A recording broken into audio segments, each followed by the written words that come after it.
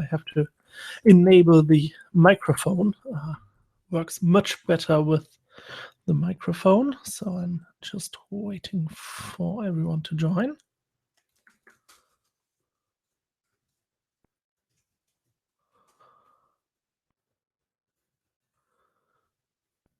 Copying and pasting the link into the copying and pasting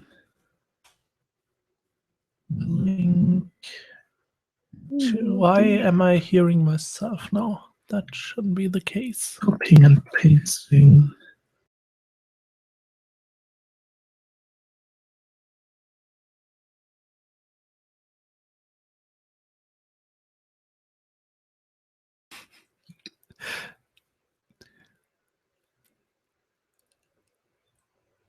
Okay, there was like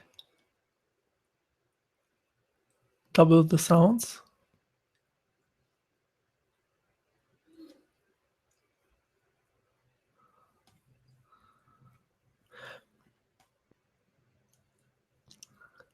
Oh, it's because I had the video in the background open. That was that was interesting. So now I'm online, and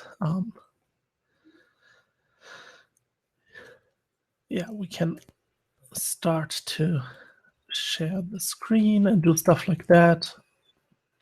Set this up.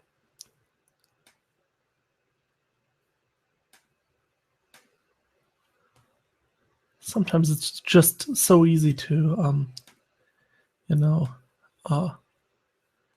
do things the wrong way, and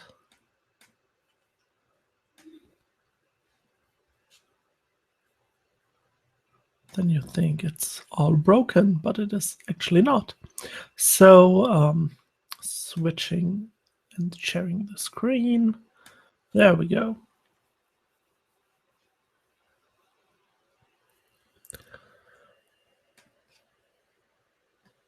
Awesome.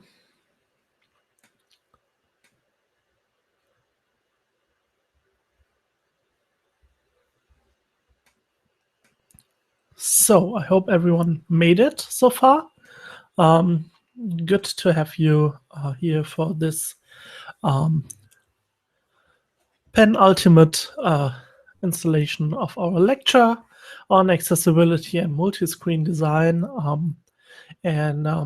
Today it's all about more interactive content, audio and video, to be more precise. So I will show you that, and if we have time in the end, I will also show you some mobile accessibility stuff. How accessibility applies to mobile, because I think it's an incredibly important topic, and it's often not really not too many people are talking about that. So I'll try to make that clear, and I hope the fonts are large enough so you can read everything. And here we go. Just have to make this Google Hangout screen smaller. Okay, let's start with audio, because that's relatively simple. Audio can be implemented quite easily, and it also needs to be implemented quite carefully when you're applying it on your page. This is my example. It's the website The Web Ahead. It's actually a website for a podcast from the wonderful, great Jen Simmons, who speaks with web experts on technology topics and web accessibility topics, basically everything about the web and the future of the web. And it's really nice, and she has like this big audio player in there with that works perfectly. Oh, and I have to switch the input method. Sorry. So if you click on this large button, the podcast starts. And I will not have her sponsor read in this because that would be probably a bit too much, because this is not sponsored by anyone. So um, this is her player, and there are she has those detail pages where you can not only see the player and the intro text, but you also get like tagging of this episode, so you can find it more easily, and a profile of the person she speaks to, which is quite interesting and important. So this is a and then there are show notes and related episodes and topics, of course. Um, so this is a current episode. So what is not provided is the complete transcript of the episode. So basically, the episode is published, and then after a few days or weeks, I don't know what the schedule is there, there is actually a transcript provided. So if we go to the related episode and scroll down, this one from 2014, and scroll down, there is the transcript, including this nice quote on the top, and then you can see who is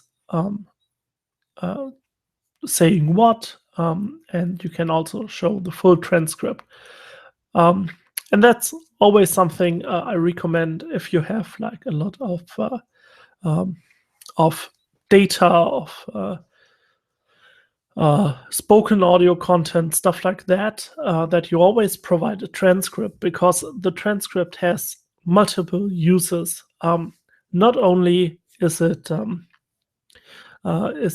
good for people who have a disability and want to know what was said in the podcast, it can also be very useful in situations where you're, for example, on a bus or on the go, or you don't have like the data volume to download a complete audio file, because they can be quite large, especially if there's a lot of text in there.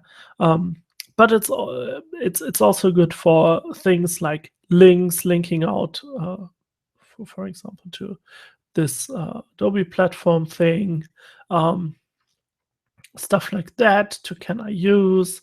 It really gives like more context um, to the whole information that is in there, and can also be quoted and put onto other websites and publications, which I find pretty important, that we can do stuff like this.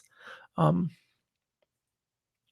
as you can see, they get really long, but it's if you're deaf or hard of hearing, it's probably more convenient to just read through it than going or to just probably impossible to play the MP3, so you can go through that.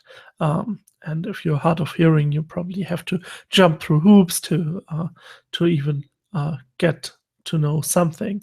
And as I said, it's really nice that it provides some more context, and what you also have, which is probably interesting for people who and I've lost it.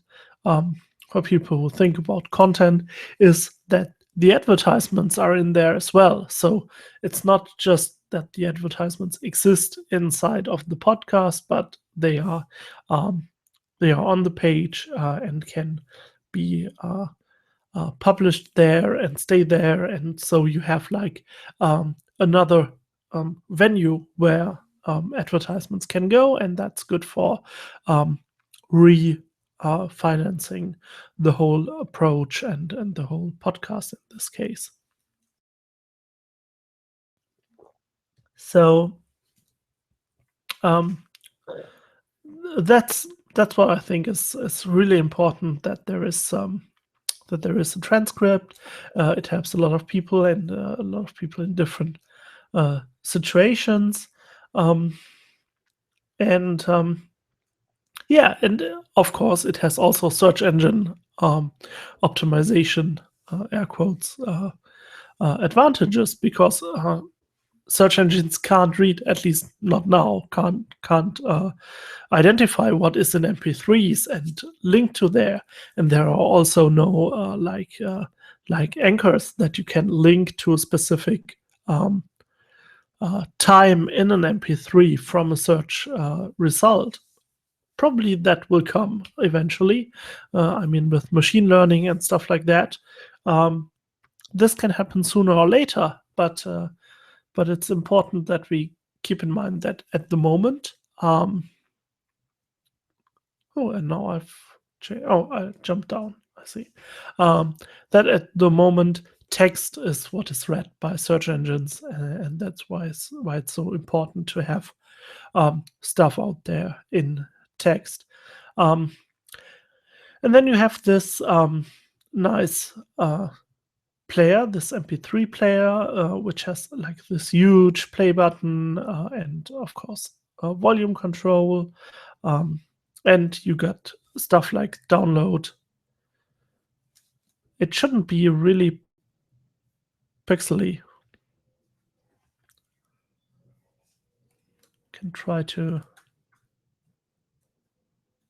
make the font bigger. That does not really work.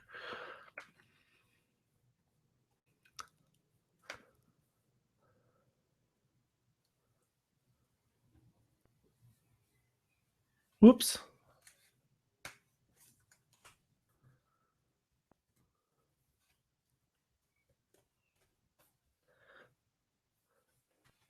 So yeah, probably it's just the compression. Okay, so you got this like big play button, and you got this nice tracking tool, and you can also download the MP3 stuff like that, and it's just a nice presentation, and it's unique to this platform, and of course we all want this to happen. It should be unique, it should fit into our corporate design, stuff like that, and this can happen, and it can happen in an accessible way. And of course, this is also completely mobile compatible. So this is, if we go to this ish tool, what is the name? Bradfrost.net, bradfrost.com, and I could always think about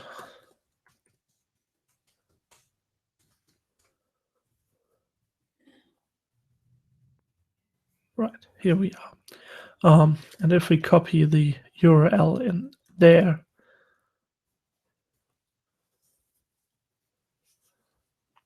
we can see that this is something that is adaptable to the whole page, and to the page width, and you can do stuff like that. Now, for example, the tracking is not there because it's probably not needed for the mobile context. If you go to even smaller, even the volume disappears.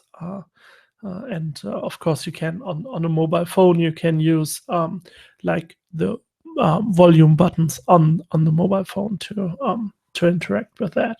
So that's pretty important, that this is all possible because we have the HTML5 audio player. So what this helps with is to put the user in control of the audio. This means that users are able to start the audio and stop the audio. That's probably the most important thing. So please don't auto start audio. If you think you have to keep a video or an audio going directly when the page loads, that's often really bad for people, for blind people, for example, who can't hear their screen reader anymore, um, stuff like that. It's just um, uh, very distracting to a lot of people. So I really recommend to not do that, and keep the control starting and stopping of the audio to the user. Also, using volume up and down, stuff like that. You shouldn't mess with that if you can. And in HTML5, there's the audio element, and I will get back to that later. Then there's video.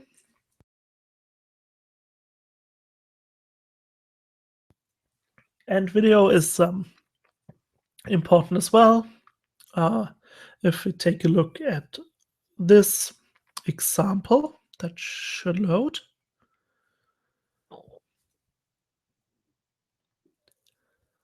It does not.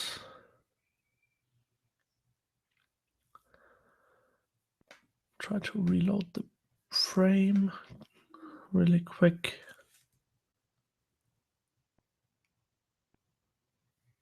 Well, it does not work.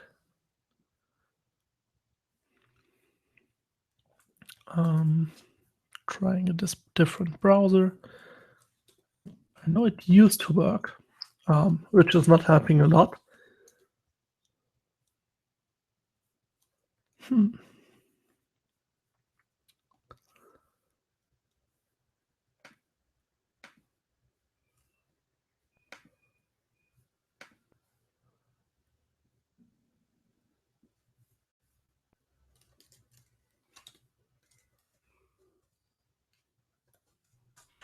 This.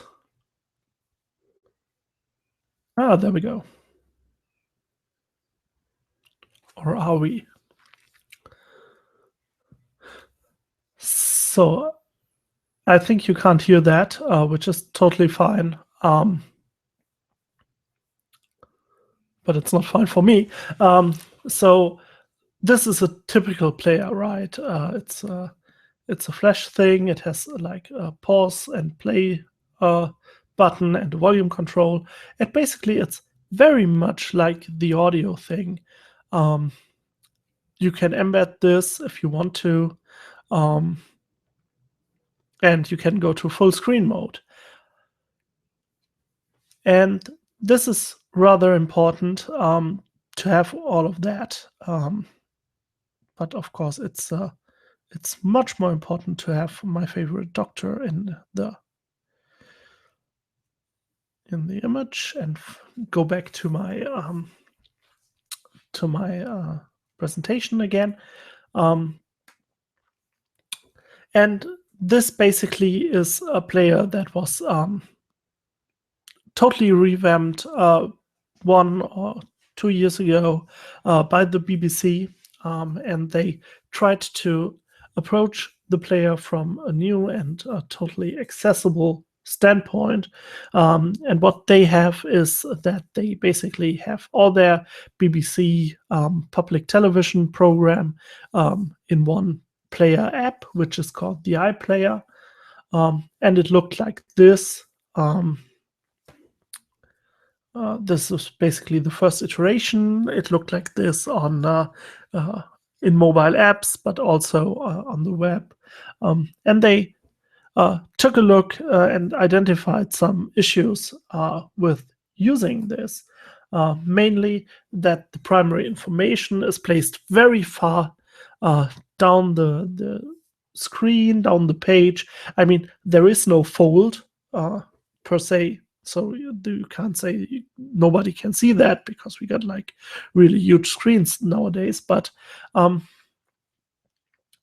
there are certain things in there that should be probably higher up, like navigation stuff.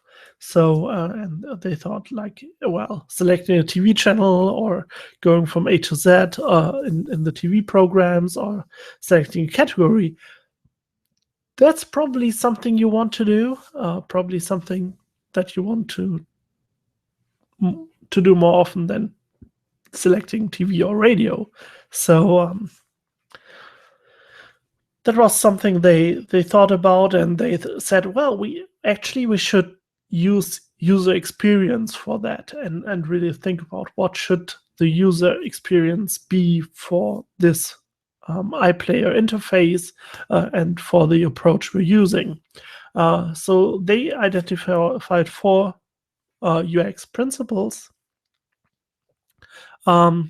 which is give the users choice to select what they want to see and what they want to do. Put users in control so they can select and do what they want to do. Design it with familiarity in mind. So if something is familiar, people recognize it more easily, and prioritize features that add value. So prioritize stuff that actually makes people more happy using that product, that people that helps people to use it more efficiently or to find it better, and that makes it just in general easier to use. And this is one example. So first, familiarity. On the top, you see the logos of the stations. So you got BBC 1, 2, 3, 4, CBBC, and the CBs. And you see that they are using the actual logos of those stations, which helps people to see familiar logos and click on them and open them. And then you got the TV guide, which is quite important to, see what you have missed or what you want to see. Then you got your own favorites. And then there is basically on the top category level, there is the category screen. And you got stuff like arts, then you got CBBC again, and CBBS, well, comedies, documentaries, stuff like that. But they also added 2 disability-related categories, namely audio described and signed. So you can find audio described and signed content more easily, which adds tremendous value for people who need audio described or signed content, right? And then if you, this was the one thing. And then they took a look at listings of videos. For example, if you selected like, I don't know where, this probably entertainment or documentaries category, and you get a list, and you get a list of stuff. You see this familiar listing, so you see all the episodes, but you also see that here this is in HD. It has audio description and sign language. And you can always, on every page, you see those icons, and you can quickly identify if audio description or sign language is available. And you can also see how long the content is available and how long the content is, like 60 minutes. And this is also present in the details page. So if you click onto British Gardens in Time and click on the third episode of the series, you see that this is the same basic thing. You got the big play button, and then you got on the bottom that you can turn audio description off. What I did there is clicking on the category audio described, and automatically this set a cookie, an information that every video I open will have audio description enabled automatically, which is quite, well, it makes sense, right? And so And so this just was implemented, but nobody thought about that before. So this really benefited people with disabilities in that case. And the same, if you click on the sign language category, sign language will automatically be switched on for you forthcoming if sign language is available on that video. So even if you go through other categories, this setting will be remembered.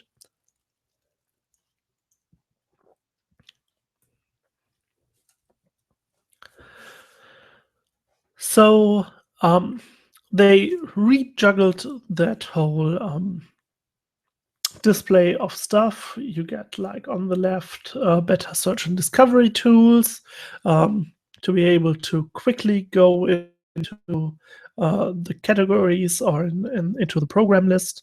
Then you get the primary information on top, and you got a managed keyboard access.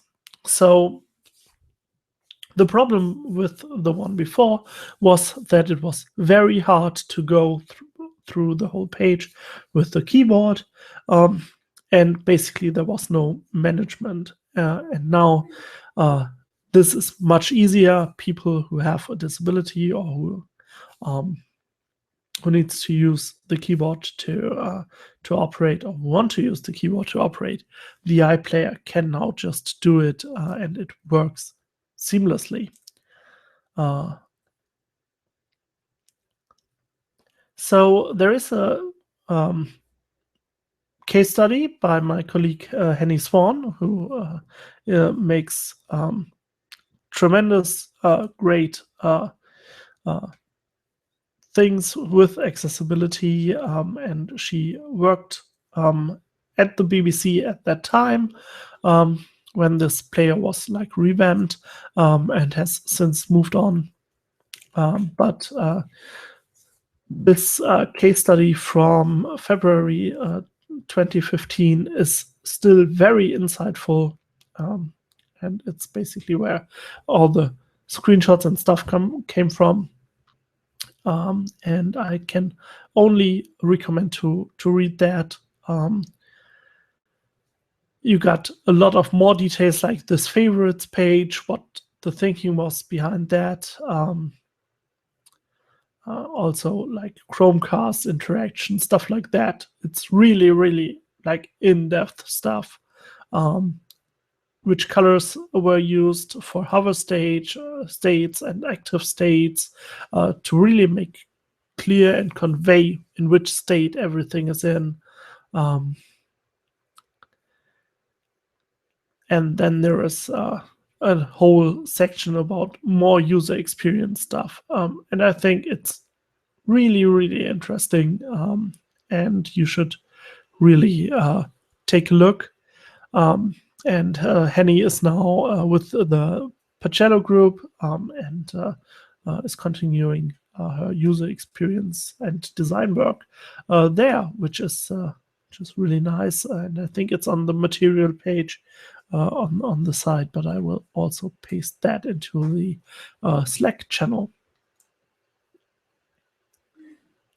So this is a pretty interesting case study, pretty in-depth thing, and I don't see that thinking often when talking about not only accessibility but web design stuff in general. Many people only think about the visuals and stuff like that, but really taking that step back and thinking about stuff, and thinking about how users are interacting with stuff like this player and the interface, that really makes a difference and makes it easier to use. And of course, if you want to implement your own video, you can use the HTML5 video element, which I will come back to in a second. So how do those audio and video elements work? Audio and video elements are basically hooks in HTML5 that allow you to play arbitrary audio and video files. And what I mean by audio and video files, I will go back to that in a second. Now, this is relatively good supported. So if you take a look at the video element in this case, you see that basically every browser knows about it, apart from Opera Mini, which is a bit of a shame. To be honest, on the other side, Opera Mini is used on mobile to most often to like compress web pages and stuff like that. So it's probably mostly used by people who need to really look at their data usage, and probably not having a video displaying capabilities is something that that relates to that. So this is the HTML element. We can take a look at this usage relative. So you see most an overwhelming majority of users can use it. Globally, it's about 89.3% of people, and in Austria, it's well over 92% of people who are able to use that. So that's a pretty safe bet, I'd say. So take a look at the audio element. Basically, pretty similar stuff because it was brought in alongside of the video element. There is one small thing where you need to do something if you really want to support that. But if you take a look at this usage relative, it's also pretty clear that this is a very well supported technique, which is good. So yes, you can use audio and video elements quite nicely. Keep in mind, there is something that you need to do in order to play it on most devices. This has opened up recently, I'd say in the last year or so. Probably it's not 100% needed to provide two formats, but if you want to reach like the really not only the majority of people, but really all people who have support for audio and video elements, you need to provide two formats. So, and this is due to licensing.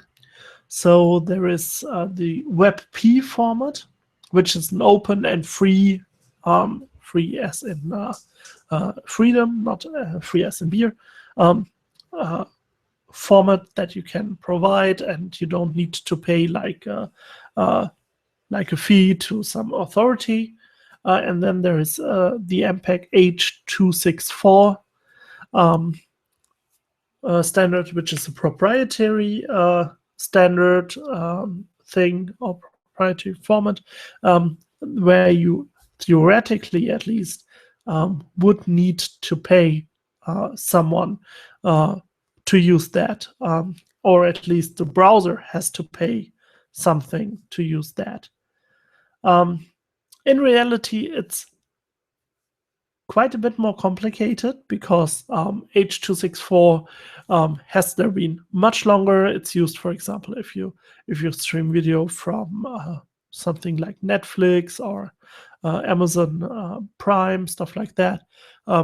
Those are H.264 encoded videos, and they just work very well. And most cell phones and tablets have built-in support, hardware acceleration support, that makes playing those very efficient for battery life, and WebP as the secondary thing that came onto the market, but as an open format doesn't have that as much, so if at all.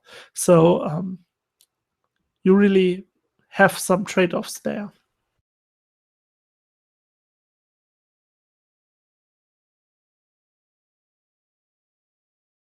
Fortunately, there are tools that make it really easy to provide both formats. For example, Miro Video Converter is a really easy way. You just drag your H.264 file onto this, and you click into converting the format to WebM. It should have been WebM on the other slide. This should be WebM, not WebP. I don't know why this says WebP. That's wrong. It's WebM. It's like motion file. So the WebM file, you click onto format, and then it just spits out the equivalent. And if you take a look at the video element, you probably have seen that when we talked about the images. It's basically the same thing. You got the video, and you got width and height, and you can say, here are the controls, and you get like controls for that. We get into specifics later. And then you can say, oh, and by the way, the source for this is the this MP4 file, which is the H.264 format, and the type is video MP4. And then you got the WebM format, which the type is video WebM. Easy. And we had the WebP format as the picture format back when we talked about images. So that's very easy to do. And then the browser can come in and say, oh, do I know MP4? Do I want to play that? Do I have the right codec installed? Is this a format I want to play? And as I said, there have been browsers that didn't want to play MP4 because of the licensing issue, and then they could like fall back to the WebM stream, and they could do that decision themselves. Now, if we take a look at Can I Use again and see that the MPEG-4 H.264 video format is really widely supported right now.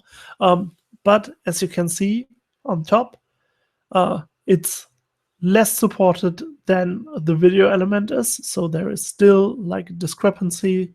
And especially if you're thinking about Firefox users, they didn't play H.264 for a very long time because they wanted to keep their stuff open. Nowadays, it's like the MPEG-4 consortium who provides this video format has said they won't charge anybody who uses this format because it has it's so important. So the browsers are still doing that. There are some known issues with Chrome. There are some performance problems with long H.264 videos. And then multi-language audio tracks. This is not very well supported, but the general audio is. So if we take a look at the usage relative thing, you see that IE8 doesn't know anything about H.264, but they didn't know about the video element anyway. And Opera, older versions of Opera didn't know about that. And if you take a look at all, you see that basically Firefox until version 20 didn't support that. And as you can see, it's very lightly in use right now. And then there was some partial support. And now since version 34.5, there is like native support in Firefox. And Chrome had it all the way. So that's very good. And Opera got it with version 25. So that's that. Another thing that you can do with with the video element is using media queries.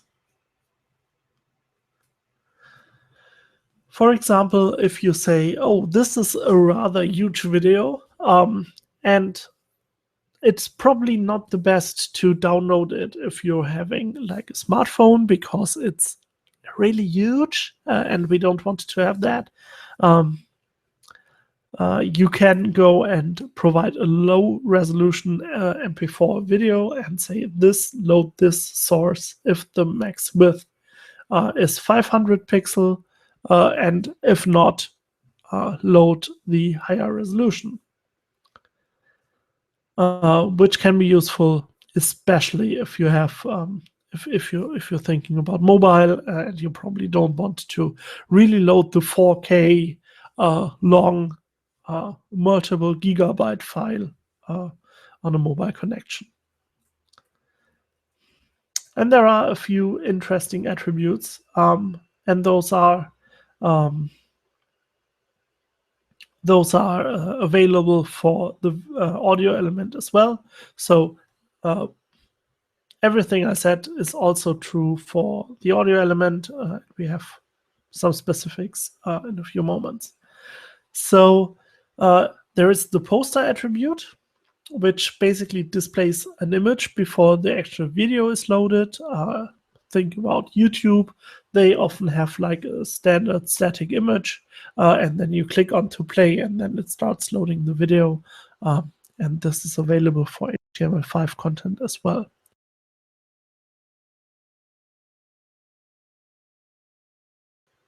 Then there is controls attribute, and if this is set, it displays start, stop, and volume controls.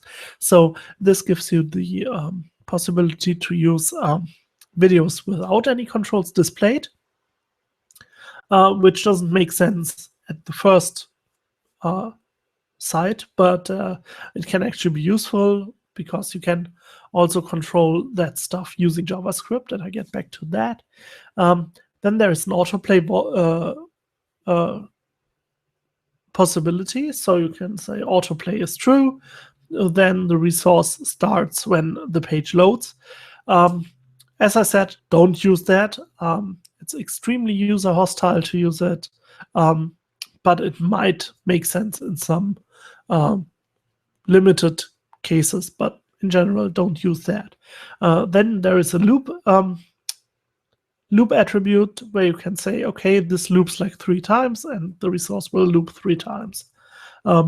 And you can also set this muted, which basically starts the video muted and doesn't and you don't get like a screaming video immediately when you press play or reload the page. And now there's something that is probably familiar to you. This is VTT files, and you should have seen them by now, because those are targets in our third activity. Here you got a video element, which uses a track or 2 track elements inside. And you got subtitles in English and German, and you can specify both and also set the language for those subtitles and say which one is the default one. And this is really useful for people who, for example, watch videos and want a translation. You can provide them. It's a similar thing that YouTube is providing. And if you have controls in the video element, it will provide, at least in most browsers, it will automatically provide a switcher for those subtitles. And there is a lot of stuff that you can do with that, but that's probably getting too deep. You have seen the VTT file for your translation exercise. So basically what you can do on the top is to even name stuff. And then you got those timestamps and what should be inside of the caption, the subtitling. There is an article on html5rocks.com that nicely shows everything you need to know. As you can see, it's updated on October 2013, so there's not a lot of movement in that space, but it's quite interesting. So this is the example they use, and I put out the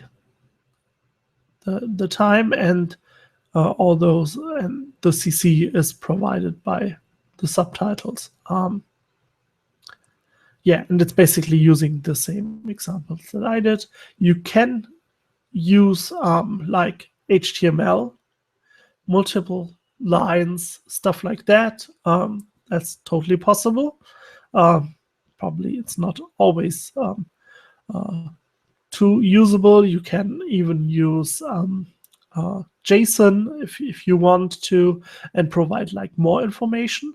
You could have like here, what they are doing is they provide like a source and a link, and then you can render that using custom JavaScript alongside with your video. I don't know if that does it. So here you see that that they have this custom subtitling above the mirror effect, which is quite interesting.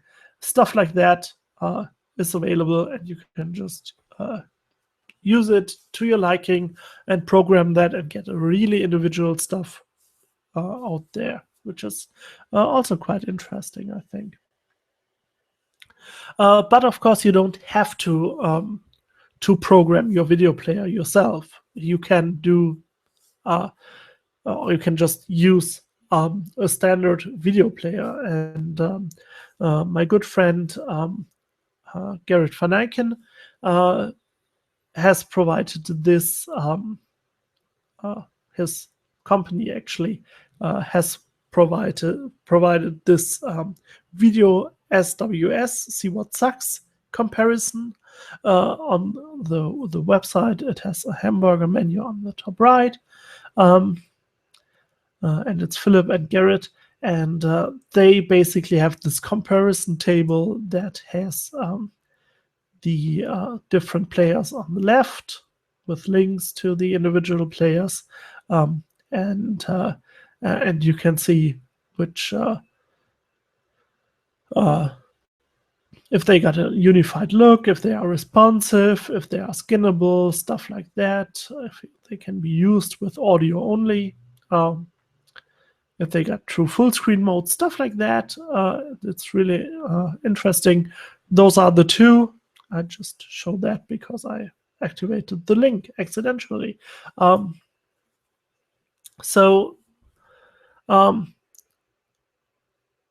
Yeah, you can use the video SWS, and I will paste the link into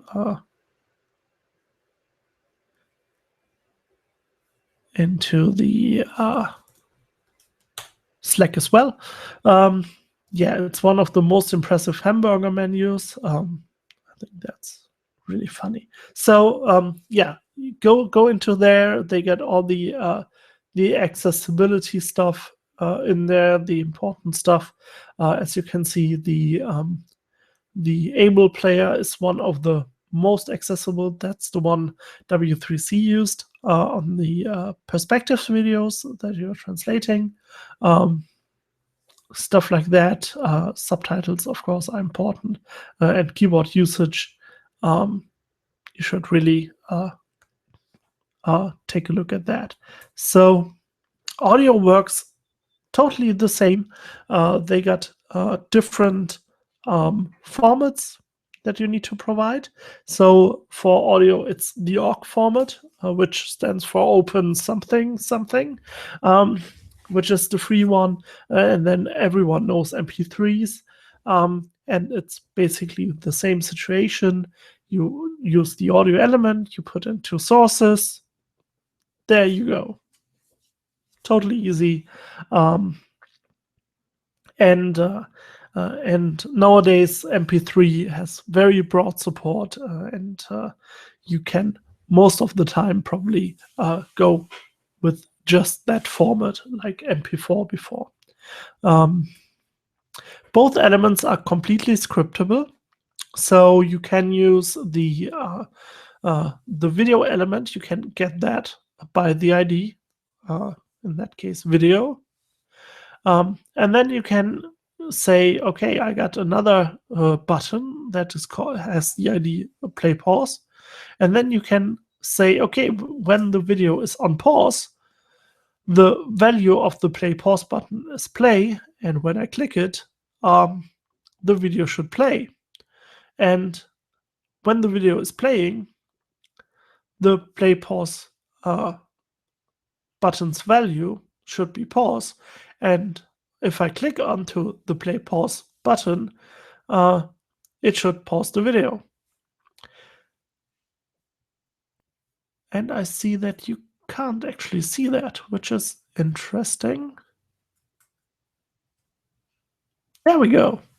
Okay, I just show it again. So we get the element by ID video, and we get the element with the ID play pause, and then we apply the on pause and the on play event, and we change the value of the play on pause button accordingly. And when we click the play pause button, we do like the opposite thing that that has been done. So like when I pause the video and then click the play pause button, it should play the video. That's basically what's happening there. But there's a lot of stuff that is in there as well. So thinking back to the a web ahead example, that's a completely customized player, and you can access volume and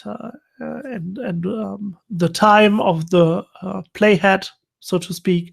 You can access all of that from the from JavaScript and use that accordingly to your liking, and that's awesome. So you can do like really interactive, really nice experiences. What I have seen in a couple of different pages is things like having little videos in the corner, so you can basically pop out the video player, put it in the corner, and keep scrolling the page. So you don't have to pause the video, but you can search the page nonetheless. I don't have an example ready because I just didn't find it, but I thought that was quite a nice thing to do. And therefore, I think we can do a lot more with that stuff. So that's all I have on audio and video files, and I now need to make some changes to my setup, and I will be back in a short 5 minutes or so, and then I will talk a bit about mobile accessibility. And I don't have any like music queued up, but see you on the other side. So if you give me a few seconds to prepare that.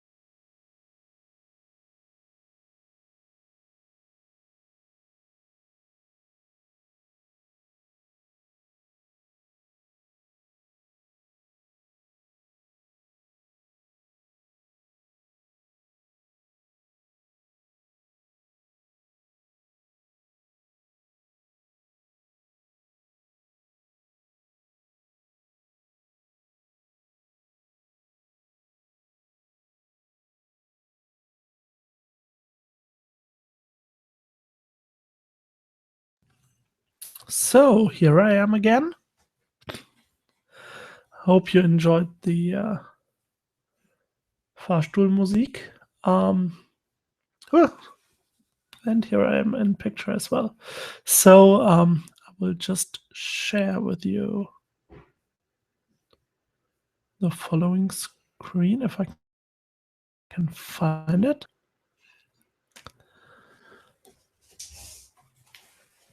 So this is from my iPhone, streamed to the Hangout, basically. Now I want to show you some stuff. Accessibility about shortcuts accessibility. selected. Voiceover. So this should actually be some stuff that you can also hear, and therefore this I hope this works. So I will just try to enable the screen reader, and let's see if we all can hear that. Whoops. Fari. Spiegel Online. Link. So you can Image. hear that and I can't.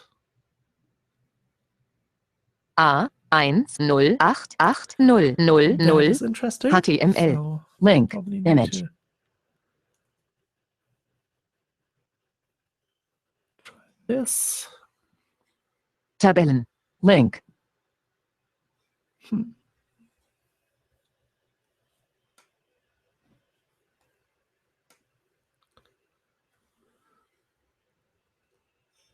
Spiegel Online. Link. Image. That is not too useful actually for me.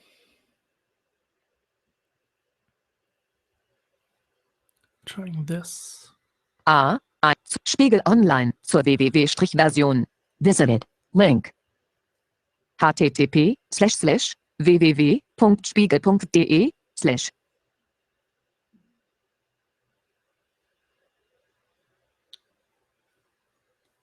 Okay, so I don't know if you were able to hear it, but I see the green dots. So I just Accessible selected.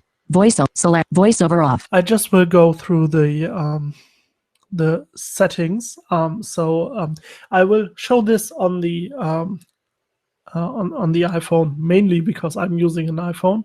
Also, they were the first people who supported accessibility stuff, so it makes some sense to show it there.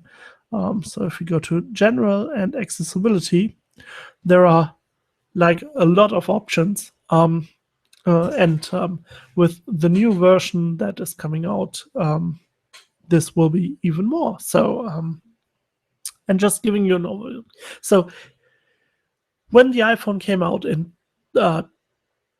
2007, nobody thought that a slate of glass, a touchscreen interface, could be made accessible. Apple and nowadays other vendors, they went like really, really far and did like a lot of stuff to make their phones more accessible. This is just one thing. So you got stuff like VoiceOver, which is the screen reader, which I try to make it work so I can hear it as well. Zoom, which zooms the screen. You can invert colors, which when I tried that like last time, it inverted it. Oh, no, it works. Great. Last time it inverted the screen on my phone, but it didn't invert the screen that was streamed to my computer. So that was pretty useless. But now this works, which is awesome. So this is what happens. And if you think, oh, great, I got a dark mode on my computer, it also changes the color in images and stuff like that. So it's probably not too useful. So at least if you don't need it, you can enable grayscale, which is important if you can see color, but if you, for example, have problems with like stark colors like light green, stuff like that, then you should you can use that, and you can use speech, so you can have text read to you without actually using the screen reader. Stuff like that. Then you can change the text system-wide. So you can go from this, basically, come on. You can go up and make this your default size for every text that is in there. So if I go back to the home screen, this doesn't have an effect, but if I go into Twitter, you see I got, yeah, and I haven't set up my Twitter account at the moment, so you see that the message is really large text, and I allow that, and I go and add my thing, and yes, I want to allow the location, and this Twitter app now has the has their own sizing control, but theoretically, like in emails and stuff, you should see really large text if you're using that. Also, AirDrop and AirPlay, stuff like that, has larger text now. And then what you can do in accessibility, you can also access even larger accessibility sizes. So you can go, and this is the largest text size that you can usually have, and you can drag that even larger. And as the text says, this only is for apps that support dynamic text. But for example, the settings app obviously is. So this has now the huge text, and this helps people to use that. Then you can switch bold text on. And this setting will restart my iPhone, so I won't do that. But what I can say is that Apple is using, and I personally don't use like the smallest size, but like two up. Apple used very thin text weights on their operating system in the latest updates, and as it looks, they're dialing back a bit, so that's good. But what they have in accessibility is the option to make the text a little bit more bold, so it's easier to read. And I think it's a good thing to do. Also, there is button shapes. So if you take a look at the top left of this, and I can even go like into, because that is probably easier to read for you. On the top left of the right accessibility pane, you got that general button. And if I switch on button shapes, it gets button shaped. So it's now a real arrow that you can more easily distinguish from other buttons. And while this might look like something that is probably not too important, it actually is important for a lot of people, and it's much easier to use that way than if you switch off button shapes. Something that I like is to have on-off labels on those on-off buttons. So you can see that there's a small one inside of the green area.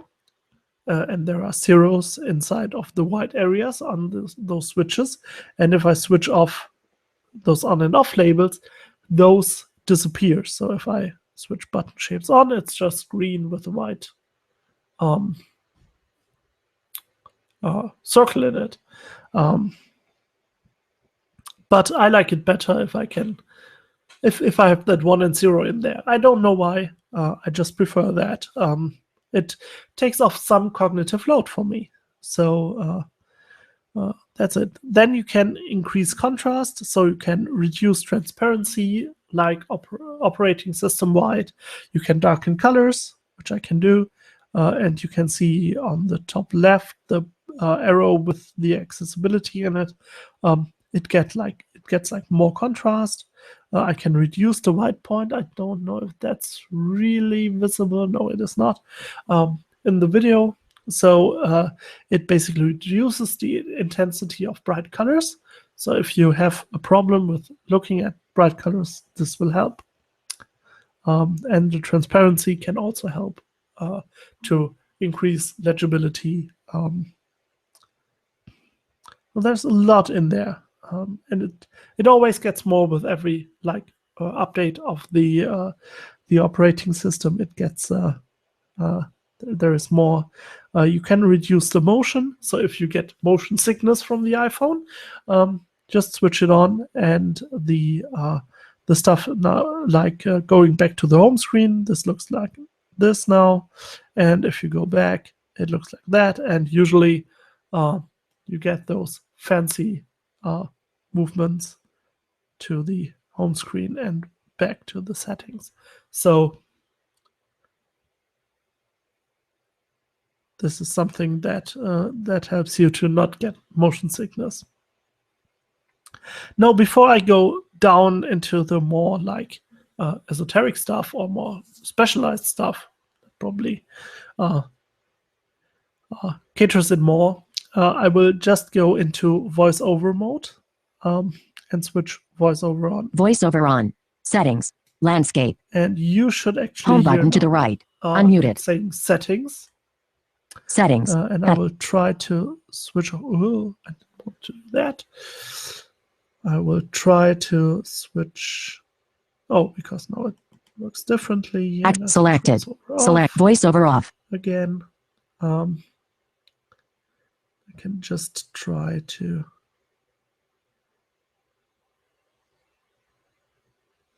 Can you somehow speak to me? Probably not. I try to enable that.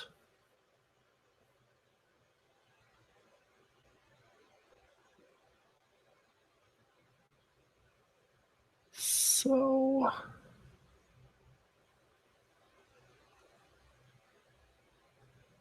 try that.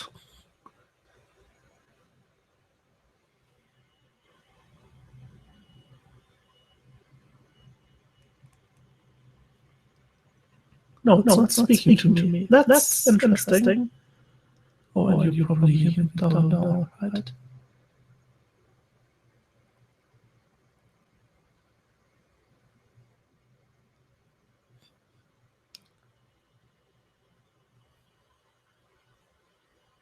Do I have to press record? Tap voiceover on. Double tap to toggle setting. Voiceover on. Okay, Double tap to toggle setting. Only you can hear that, and I do not. I probably can't even try to do something else, which is interesting. Oh, there I go. There I go. That's Swipe double voiceover practice button. There we go. Now I can hear it too. Wonderful. So this is VoiceOver. VoiceOver is the built-in screen reader. It's available system-wide. You get things like speak hints on. So double tap to toggle setting. By stroking the screen from top to bottom, it speak jumps hints to the on. To the next Cap one. S. Speaking rate 54. Use pitch change on. And I can also double tap to toggle setting. I can also just point at stuff and it will read what's under my finger. So if I were blind, I could just explore the whole screen and going, for example, to use sound effects. Sound effects off. Double tap to toggle setting. That it's off. And then I double tap, and it doesn't matter where on the screen. I just double tap, and it starts the sound effects, and it says on. And then you speech button. Other stuff, even more settings like speech, voiceover, back button. So I'm using my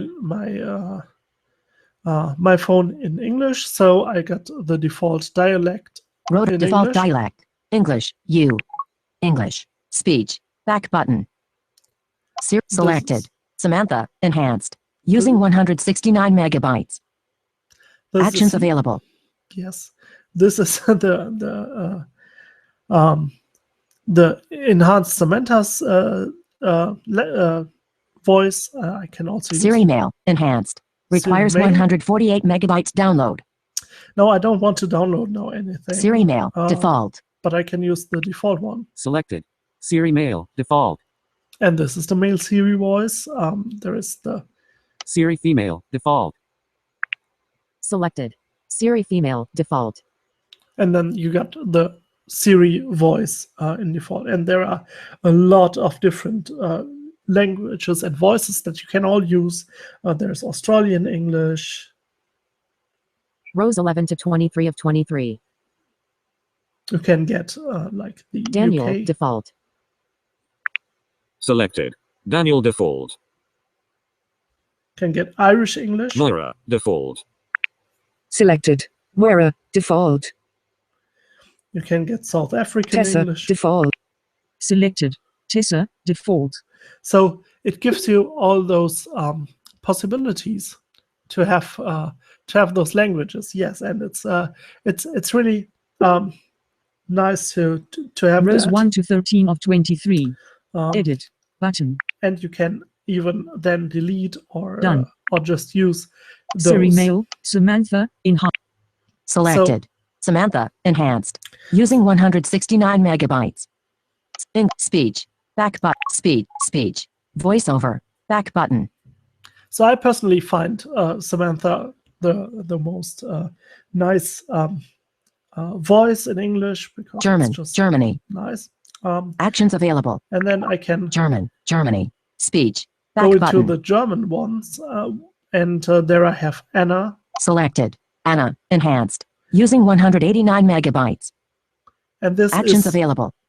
and this is currently my my voice of choice if there is German language, and I can use Words. the rotor. Actions. Language. Which I Edit. use Language. by having 2 fingers, and then I'm always, Selected. Anna, enhanced. I Using always edit. have Edit. no idea Language. how I actually select something Actions. Language. using this rotor stuff. 54%. Because I'm Adjustable. just not a really Swipe good, up or down with one finger. Speech. Back button.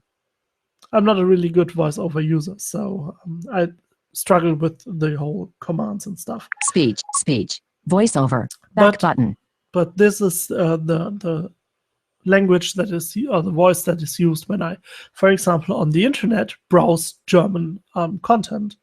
So if I go to Safari, App. Safari. Active. Safari. Spiegel Online. Link. and Image. it immediately changes to the German voice. And then it can read something, probably not the first Page one. 2 of 23. And we can read this. Ausgewachsene Staats- und Regierungskrise in Großbritannien. Im Spiegel-Online-Gespräch spricht Außenminister Frank-Walter Steinmeier über die Folgen des Brexit und Deutschlands künftige Rolle. Ja, und wenn man dann mehr and when you want and when you want to hear more about the Brexit, you can use that and just have it read to you, which is very nice. You can assign like a 3 home button tab to bring Accessibility up this shortcuts. accessibility shortcuts menu, and then you can just switch stuff Selected. on and off. Voiceover. Button. Select. Voiceover off. Like voiceover. But as I said, you can have stuff read to you. So if I select this, come on. I'm not good at selecting stuff today. I got like bad fingers, obviously. So here we go.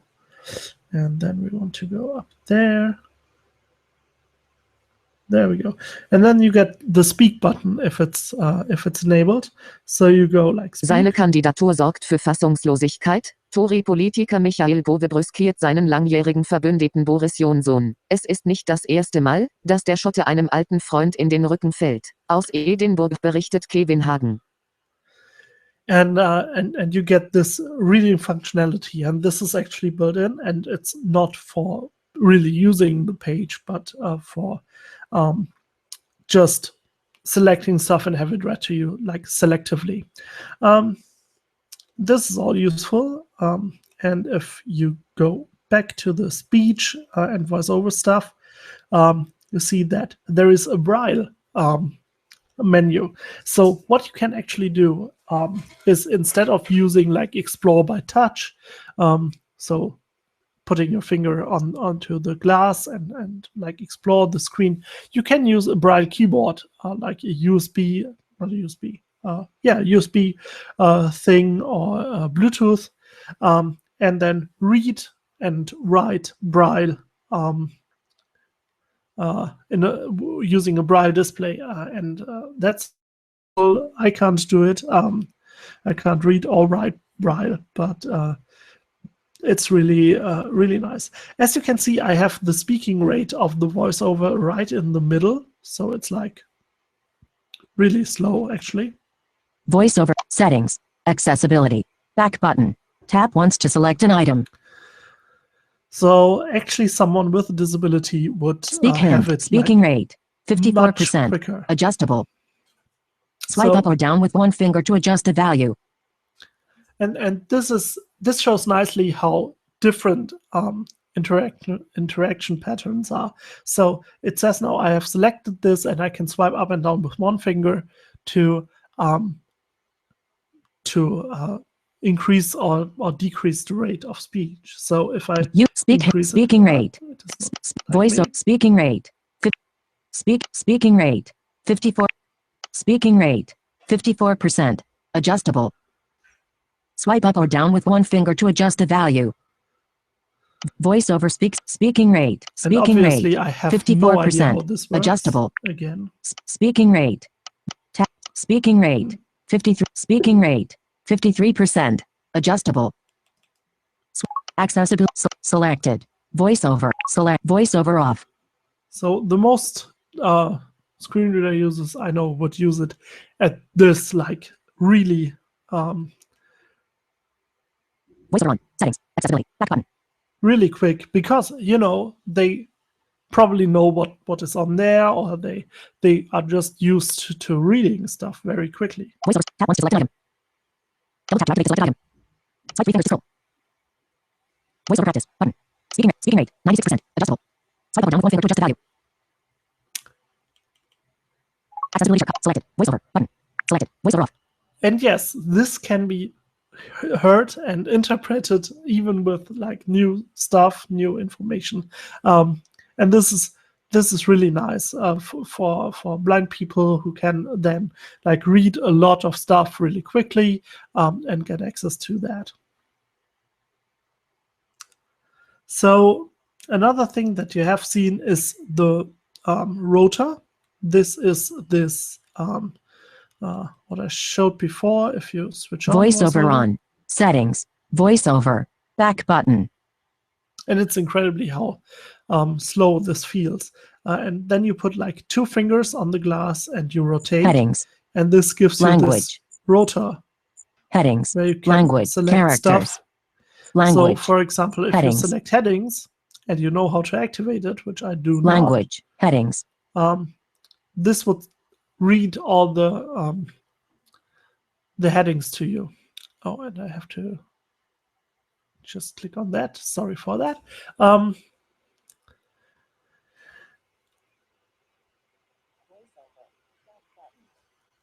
And now it lost the sound. Oh, because I did that wrong. Do not save that. Sorry for this.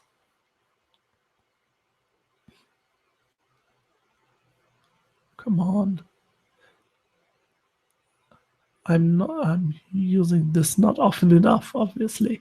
So switch to that and share that. So here I'm back. Yeah, so rotor you can do like a lot. And now I'm not hearing it. Are you hearing it? Present to everyone.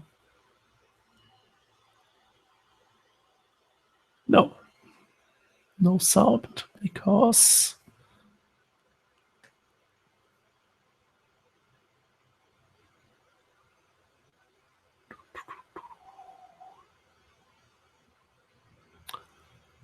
Oh, because the sound was off.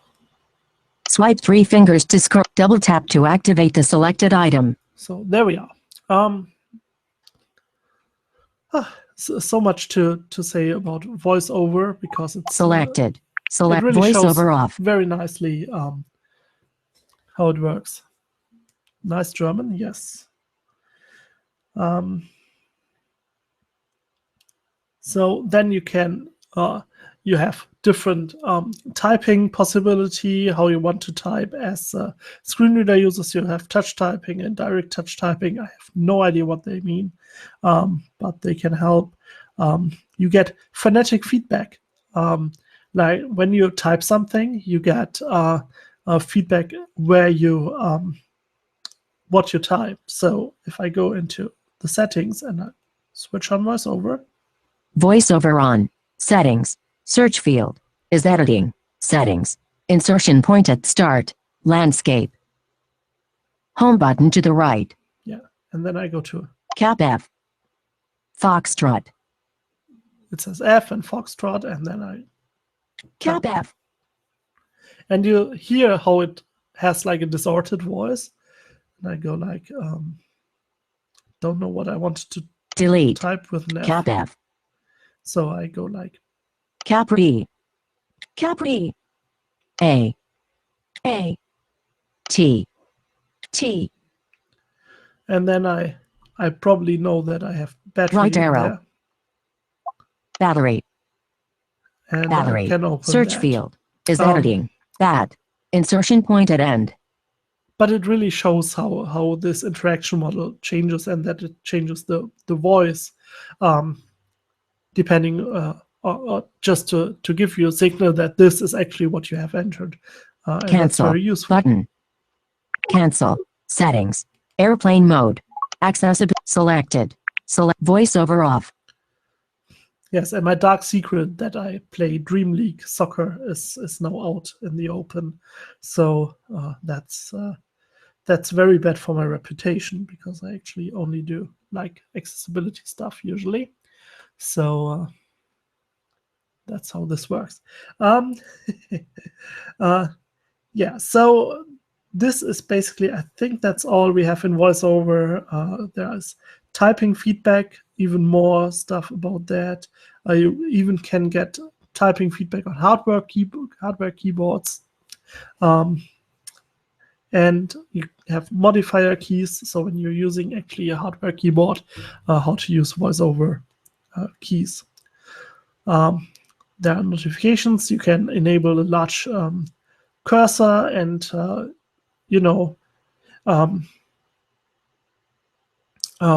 have very subtle settings as well. Then there's zoom, which when you switch it on, it really zooms in, as you can see. And when you think about navigating a website this way, you can probably see that you don't know if this zoom thing is something interactive. So if you go to the right and to the right and to the right and to the right and to the right, and there is the switch. And that's why it's important that the background of this zoom setting is actually a different color. So you know this extends to the right. If this wouldn't have been there, there would be you would have no idea. So yeah, this is a maximum zoom level of 8. You can go to 15. So I think, well, what's the right thing to do? You can have like a double tap with 3 fingers to zoom and zoom out. 3 fingers tap to move around the screen. And a double tap 3 fingers and drag to change the zoom. So if I go like this, whoops, and then I can basically zoom in like this and this. Some people navigate their iPhone like that because they need that zoom to be able to read anything like focus, stuff like that. So it's probably extreme, but there are people who are using that. So you got follow focus, which basically means that if you're typing stuff like that, the zoom will stay on the focus that you have. There is a controller, which is this on the right, this thing, which can help you to navigate. So I have my thumb on it, and I can now scroll through it without using 3 fingers, because there is the possibility I don't have 3 fingers to use to zoom. So I can just tap onto this joystick thing, and it will zoom. I can tap on it and I get this overlay, which I can use. I can choose a filter, so I can even use grayscale inverted, stuff like that, or low light filter, so it is not too bright, zooming out, stuff like that. It's incredibly versatile, this zoom feature. You can get a full screen zoom or a window zoom. So if you get a window zoom, you how does that work? You double tap that, and then you can basically go with the window where you want to have it. Whoops, and back to window zoom. You can change the filters, because I don't want the filter, but I want this to be very large. And then you can just go and like increase the zoom of certain parts of the page. So you got this possibility as well. As I said, it's really, you can do so much. So getting back, switching zoom off. Yeah, very interesting. You got the speech functionality that I showed. You got the voices in there as well. You can change the voices for certain content types, which is important as well, for certain languages. And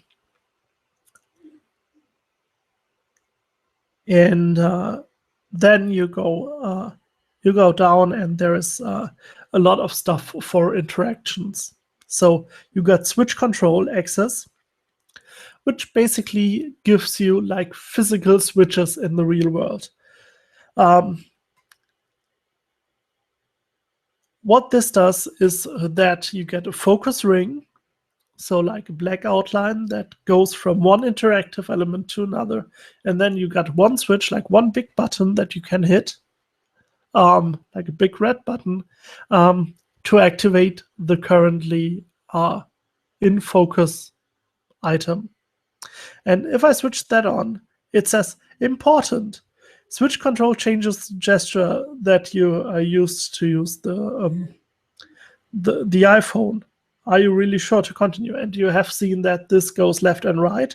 This is what I mean. And I can, of course, cancel this, because I don't want that, because I'm probably really bad at using switch controls. But you got that. And this enables people to use their computer and use their iPhone in a way they probably couldn't before, and makes them more mobile, because this technology has been in like PCs and stuff like that for a longer time. So I think that's really good. You got assistive touch. This helps you to use the iPhone when you can't touch the screen.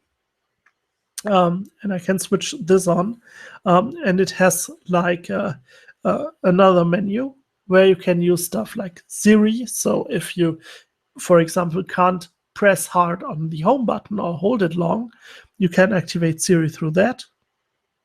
Thank you very much, Siri. Ich bin nicht sicher, was du gesagt hast. I'm not sure what I said too. So you can open a notification center. You can open control center just by touching the screen, which can be useful. You can lock the screen. This is, for example, useful if your lock key is broken, which it has been with the previous iPhone. So the only way to lock the screen was through this menu. And yeah, this was very helpful. So you can do stuff like this, even removing the stuff. You can have like custom gestures that you can do, for example, like swiping up and down. If you have problems with doing that because of a certain disability, you can create that gesture, and then you can activate that from the assistive touch menu. Really advanced stuff, and really, for people with really niche stuff, but it can all be useful in certain situations. Then there are touch accommodations. So, for example, sometimes you must touch the screen in some way to do something. Yeah, like your dad, right? It's always dad or mom who are our people we cite for stuff like that. But some people have problems with like navigating their fingers, so you can switch on hold duration. So this basically makes that if you touch the screen shorter than 0.1 seconds, and you can adjust that, that nothing happens. So if you switch this on, and it says that it's switched on because you can break someone's iPhone with that for them. So if I switch that on, and you see, or you can't see that because it's not visible in the video. But if I want to increase the seconds, I have to wait until that time is over. So I can't just switch that off by clicking, but you can see that there is actually a small ring that signals to me when this switch is happening. So if I just switch the accommodations off and go like really high, like multiple seconds,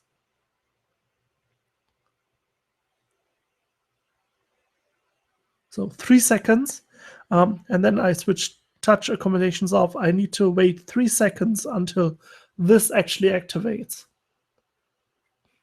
So this decreases the chance I do this by accident. It also increases the time I need to operate my iPhone, but as I said, it depends on your disability to use that. So switching that off. Then there is an ignore repeat section. There is tap assistance, so use the initial touch location or use the final touch location. If you're using, if you, for example, want to hold something, like using this hold duration stuff, but you say, oh, but I will slide over the screen. I can touch the thing I want to touch directly, but then I slide over the screen and I might end up somewhere else. This option gives you the possibility to say, okay, but the initial touch location, that's what counts. And the final touch location is exactly the opposite. It's like, oh, I first have to put my finger onto the touch screen, and then I need to search on where I want to get in the end, or I can focus that only after some seconds. That's what you can specify there. So it's very versatile. It's and there are so many people with so many, disabilities and abilities. So it's really hard to make something that out of the box works for everyone. But there are possibilities to just, adapt the phone in this case to your needs, and that's what counts in the end. So this is 3D touch sensitivity. Now 3D touch is that interesting feature where you just press just more firmly onto the screen and then stuff pops up. Now, if you have motor impairment, you probably can't touch so hard. So you can put that to light, and then it goes like really easily into the different modes. On the other hand, there are people who by default press very hard on the screen because they can't control their strength as this would be needed to use this feature effectively. So if you set it to firm, you really have to push harder to activate stuff, and this is useful in certain instances. Oh, come on. You can also switch off 3D touch. Then it just won't work, which can be okay depending on the circumstances. You got a lot of keyboard-related stuff. So what is relatively new is that if you're just typing, you'll see the lowercase keys. But if you use Shift to to type uppercase keys, actually the keys switch and show uppercase letters. And you can select that on and off because some people get distracted when the keyboard changes while they type. You can also switch off key repeat on hardware keyboards, stuff like that. My phone time is not wrong. That's totally not right. So the thing is, the phone time says it's 9:41. And that just Apple demo time. So have like it also just doesn't show my my mobile provider on the top left, and it shows that my battery is full, which is probably not right as well. That's basically masking just to for demo purposes, so you don't know if you look at that in the future what time it is. Of course, right now but if I would be like a developer and I would do product demos at 3 a.m. in the night, I don't want to have that on YouTube. So it's always 9:41 in Apple land. And I was wondering that too when I put that in. So 3D touch keyboards, shake to undo. You can switch that on or off.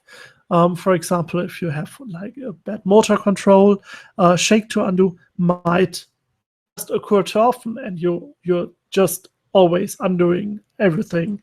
You can set vibration on and off. So that's useful. You can route call audio through speakers or the Bluetooth headset, stuff like that. And you can also adjust the click speed of the home button. So as I said, you can set a triple click on the home button to open this accessibility menu. And you have to do it fairly quickly, else you just go into multi-screen mode or back to the home screen. But you can do like slowest, and as you can see, it showed how slow you can go. So it's now much slower. Click, click, click. And it still shows this menu. But if I go default, it's like click, click, click, and I'm somewhere else, but not in the settings where I wanted to be.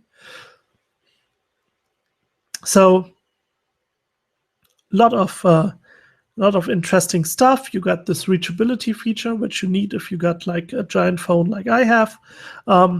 You can double touch the home button and it will slide down, and you can much better reach like the top stuff on the phone, which is useful. Then there is hearing aids. So if you have a hearing aid, using it in Bluetooth, there is a hearing aid mode that adds more quality to the hearing aid, more sound quality. Then you have LED flash for alerts. So if I switch that on, the camera flash on the back of the mobile phone flashes when there is a notification. which is of course useful if you can't hear well, because then you can see that that there is a notification. You got mono audio. For example, that's important if you can only hear with one ear. You use like earphones. You want to mix everything down into one audio channel, else you only hear half of the conversation. And you can enable and disable noise cancellation, which reduces ambient noise on phone calls.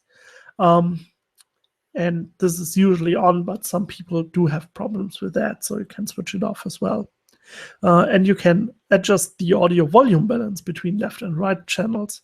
So if you hear like bad with your left ear, but very good with your right ear, you want to have it louder on the left ear to like balance that that hearing possibility out a bit.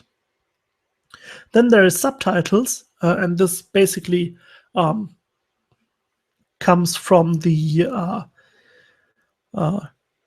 stuff that we have talked about with audio and video before. You can use closed captions and SDH. So that's subtitles for deaf and hard of hearing. You can switch them on by default, and I have them on by default usually because I sometimes watch videos on the bus or something like that, and I don't want to switch on closed captions. I don't want to have to switch that on all the time. You get you can edit the style of those captions, so you can use large text if you can't see well. You can use this classic mode. You can use style 1, which is really ugly, and you can create your own style. For example, you can use a font that you think looks nice or that you can read very well. You can use like extra large text and yellow color on a black background that has no opacity, so it's like has the full color. And then you can add a drop shadow or depressed, which is not visible because the background is black. And you can also have different text highlights. So if there is a highlight in the text, you can have that look differently. And that way you can customize that to your liking, which is good. Then you get audio descriptions, and this is when someone describes what's actually happening in that video. You can enable that centrally on the platform, and when you download, for example, video from the iTunes store, in that case, or from some other source, they can that video can basically say, is audio descriptions enabled? And if it is, I just play the versions with audio description.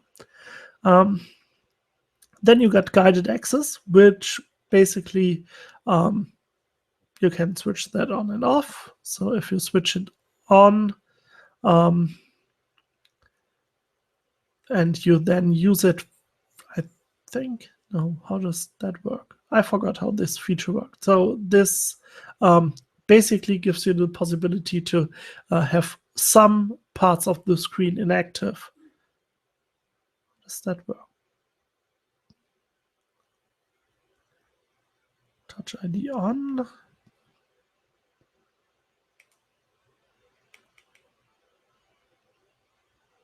I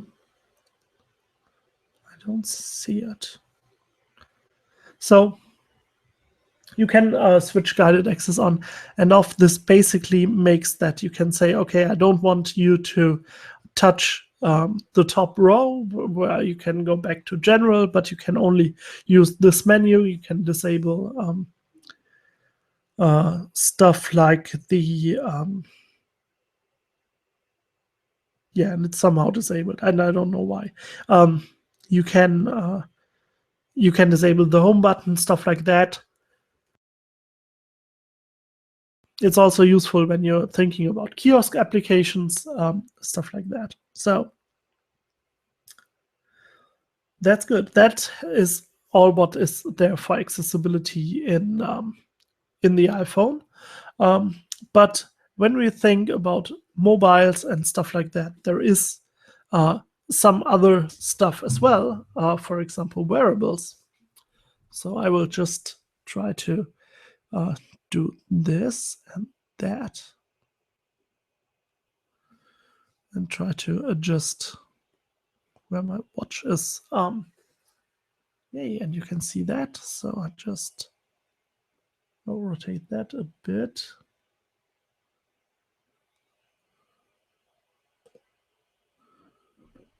Into there. There we go. So this is the Apple Watch, and it has accessibility functions as well.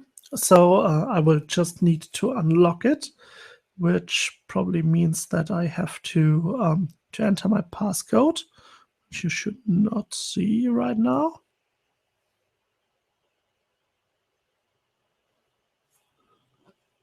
There we go.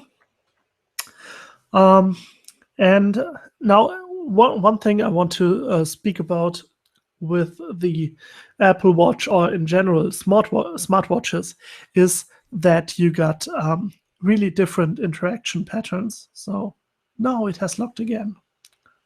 That's not what I wanted. Oops. I probably need to set a new password again. So it has different interaction patterns. Now, this is still watchOS 2.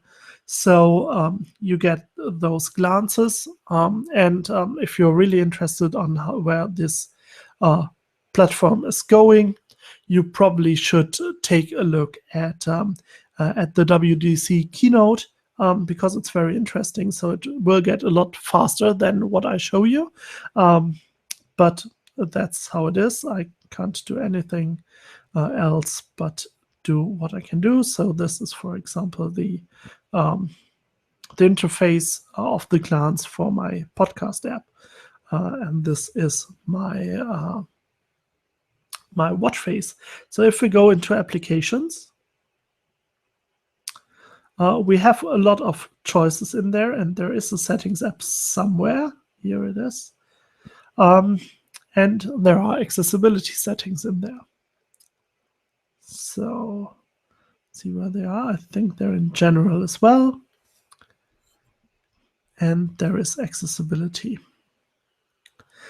And it has voiceover. So it has the screen reader abilities. You can enable zoom, you can reduce the motion, and you can switch on and off the on-off labels, which is hard to see because there's too much light, too little light. Probably like this. Yeah, there we go. That does it. So, come on.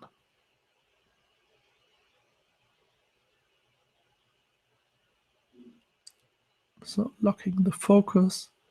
Hope this works for some more time. So you can have those on-off labels, and you can also switch voiceover on. You can swipe left or right to select an item and double tap to activate the selected item. So if I switch this on, and there's screen curtain. So if you're using the watch and you're blind, you can put the watch in a mode that and I don't know, you should probably be able to hear that. It's set voiceover on. I can try to adjust the microphone just a bit.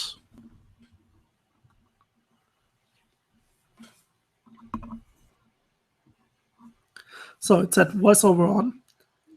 Now I have to input the Clock face. And now I have to input the password again. So I will do that. Start sleeping. Berlin, 2025. Berlin, 2025. Hope this is audible at Double all. tap to view in world clock. Yeah, it's basically the only way to stream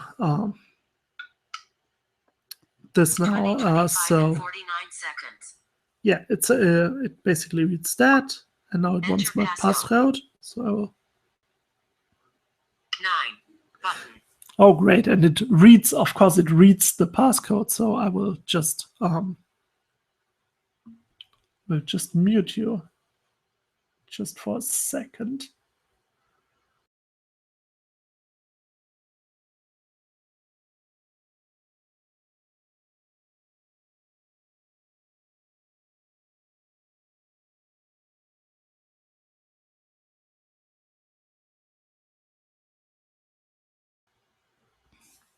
Yeah, so this has a lot of challenges, this demo. So I should have just switched it off. So you got 20 degrees. Do not disturb. 153 active calories. 34% of goal. 1 exercise minutes. 3% of goal. 7 stand hours. 58% of goal. So this helps me to use this watch thing. Clock. And I just try to Messenger. To go back to the Mute. Activity plus plus. To the Do. Sound. Map. Oh, Workout. Draft. Wall. Calendar. Message. Work. Phone. Evernote. Date. You. Delete. Over. DB. Do button. My Fit Duo. Force alarm. Oh, great. And this worked very well. So here we are back.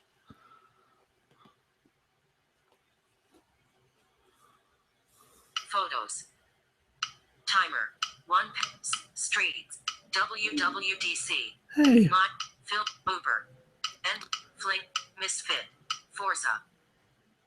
And I lost the setting. Remote. Oh, here's the settings. No. Where did it go? So Stop walk. On a football. On world clock. World clock. Settings. Settings. here we are. So Voiceover. back in the voiceover menu, Voiceover. Switch voiceover off. where we can switch it off, which is all I wanted to do. So this is there. Then you can use the zoom. Double tap with 2 fingers to zoom, then rotate the digital crown to adjust your view. So that's pretty straightforward. So I switch this on. Zoom is enabled, and then you can go back to the watch face, for example. And you can double tap with 2, and then you can scroll around like this, which is quite useful actually. And it also works nicely. And if you go like over or to this edge, it vibrates to say, hey, you know, you reached the end. So this is quite nice. And then the other actually should be able to use it like this. Double tap, switching zoom off. And the other one is to reduce motion. And this limits the interaction on the or the visual interaction of the animations and stuff like that. So that's pretty important. Now, there is other stuff in there, like no, I have to, and I will need to enter my passcode again.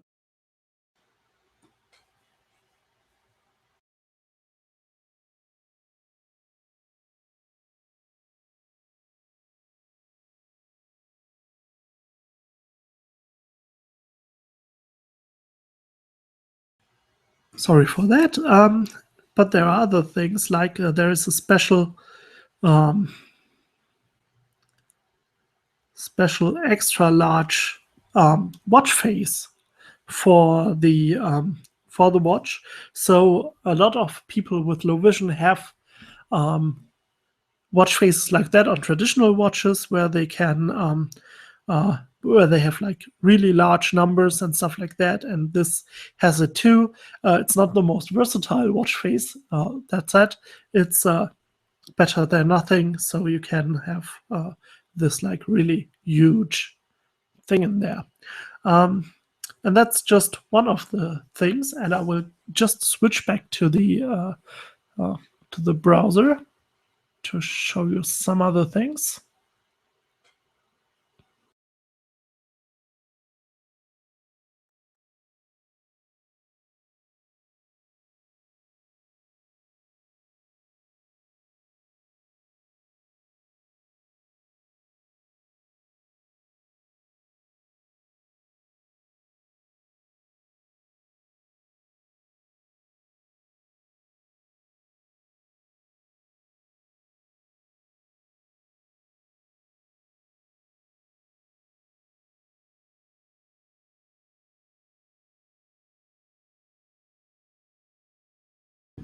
So here we are, back into some browser window, which I need to find.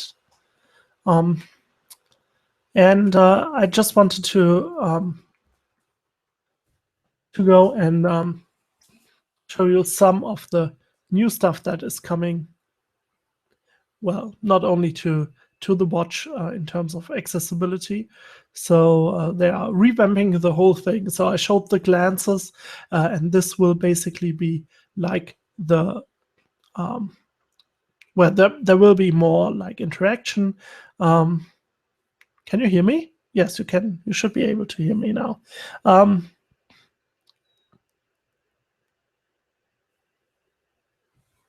Can you hear me? Probably I need to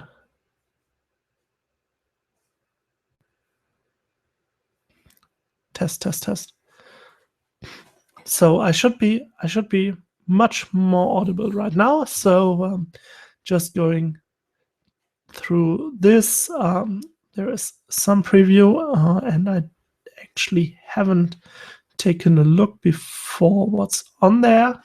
So yeah, this is the preview. And what I wanted to show is this one. It's for the first time, this is a smartwatch that caters for users who are wheelchair users. So the watch says once an hour, please stand up, move around a bit. And this is now in there for people who are using wheelchair as well. So it says, oh, roll around a bit.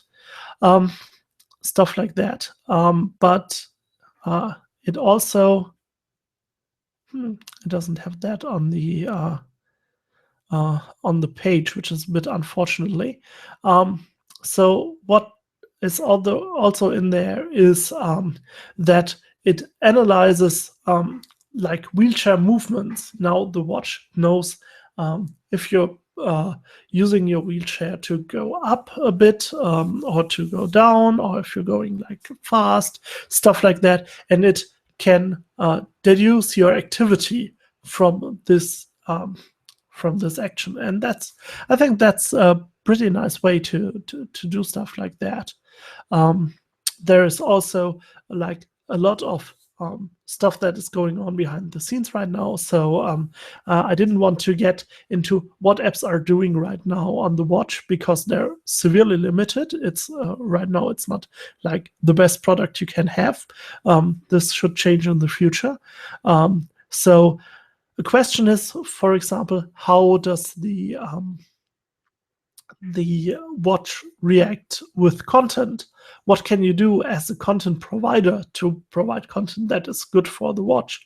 And this is probably more interaction design than just content strategy and content design.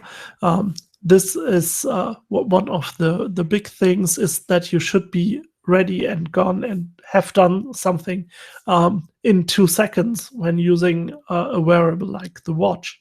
Now the question is, this is probably nothing for like long reading experiences, something like that. So everything needs to be glanceable, and you need to basically see and react on that.